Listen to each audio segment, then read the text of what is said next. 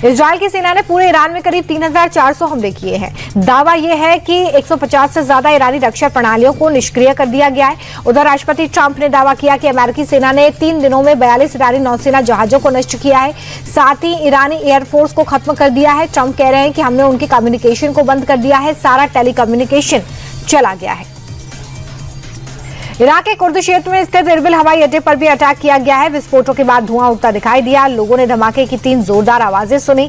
इलाके में विमानों के उड़ने और सायरन की आवाज भी सुनाई दी। कुछ मिसाइल और ड्रोन को इंटरसेप्ट किया गया है। बहरीन में भी 86 मिसाइल, 148 ड्रोन हमलों को रोकने का दावा है। ईरान ने पहले पड़ोसी देशों पर हमले को लेकर माफी मांगी और फिर अपने बयान से पलट गया। राष्ट्रपति ने पड़ोसी देशों पर हमला नहीं करने का ऐलान किया, लेकिन कुछ ही मिनटों बाद ईरान की तरफ से हवाई अड्डों पर अटैक किया गया। ईरानी सेना ने दुबई एयरपोर्ट पर शाहिद 130 से हमला किया। एयरपोर्ट पर इसके बाद अफरा तफरी मच गई और सभी फ्लाइट्स को कैंसिल करना पड़ा। हालांकि कुछ देर बाद इसका संचालन फिर से शुरू हुआ। मरीना टावर पर भी ड्रोन का मलबा गिरने से बिल्डिंग को नुकसान हुआ है और एक व्यक्ति की मौत हो गई है। मिडिल ईस्ट में जारी तनाव के बीच देश में पेट्रोल डीजल की कीमत बढ़ने की चिंता खत्म हो गई है, क्योंकि स्ट्रेट ऑफ होर्मुज रूट बंद होने के बाद सरकार ने कुल इंपोर्ट का 10% कच्चा तेल नए रूट से मंगाना शुरू कर दिया। सरकार के सोर्सेस कह रहे हैं कि अंतर्राष्ट्रीय बाजार में उतार चढ़ाव के बावजूद भारत के पास तेल का पर्याप्त भंडार है और स्थिति नियंत्रण में है। होर्मुज रूट बंद होने की वजह से इंटरनेशनल मार्केट में कच्चे तेल के दाम 27% बढ़ गए हैं। दिल्ली के बवाना इलाके में 24 साल की लड़की की गोली मारकर हत्या कर दी गई। मृतक की पहचान भूपेंद्र के रूप में हुई है। बताया जा रहा है कि राजवाटिका के पास एक युवक का शव पड़े होने की जानकारी पुलिस को मिली। मौके पर पहुंची पुलिस तुरंत लड़के को अस्पताल ले गई, जहां डॉक्टर्स ने उसे मृत घोषित किया। पुलिस को शक है कि आपसी रंजिश में हत्या हुई है। पुलिस ने आसपास के सीसीटीवी फुटेज को जब्त कर लिया है और आरोपियों की पहचान में जुट गई है।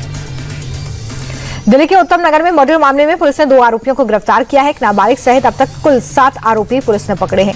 पुलिस ने केस में SC/ST एक्ट भी जोड़ दिया है। वहीं आरोपियों के खिलाफ बुलडोजर एक्शन हुआ है। भारी सुरक्षा के बीच प्रशासन ने आरोपियों के घर के अवैध हिस्से को ध्वस्त कर दिया है। JJ कॉलोनी को छावनी में तब्दील कर दिया गया है। आला अधिकारी लगातार फ्लैग मार्च कर रहे हैं। दिल्ली पुलिस ने वकील पर हुए हमले के मामले में वांटेड शूटर समेत 3 बदमाशों को गिरफ्तार किया। यह ऑपरेशन सेंट्रल डिस्ट्रिक्ट पुलिस के स्पेशल स्टाफ ने किया। पुलिस ने बदमाशों के पास से एक मेड इन इटली पिस्टल, 8 जिंदा कारतूस, 2 स्कूटी बरामद की। आरोपी सोहेब कुख्यात अपराधी है, जिस पर पहले से 7 मामले हैं। अनीस और माजिद भी गंभीर मामलों में वांटेड हैं।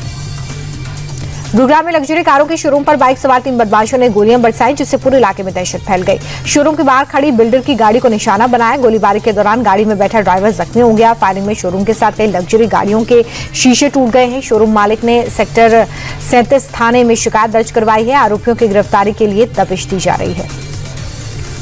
गुजरात के सूरत में स्वामी नारायण मंदिर कैंपस के बाथरूम में 2 छात्राओं की डेड बॉडी मिलने से हड़कंप मच गया। रोशनी और ज्योत्सना नाम की दोनों लड़कियां कॉलेज के लिए घर से निकली थी। जब नहीं लौटी तो घर वालों ने खोजबीन की, जिसके बाद मंदिर के बाथरूम में उनकी लाश मिली। स्पॉट से एनेस्थीसिया की एक भरी हुई और एक खाली बोतल मिली है। दोनों के मोबाइल की जांच में यह पता चला है कि ChatGPT की मदद से सुसाइड कैसे करें पूछा गया था और गैलरी से भी कुछ फोटोज मिले हैं।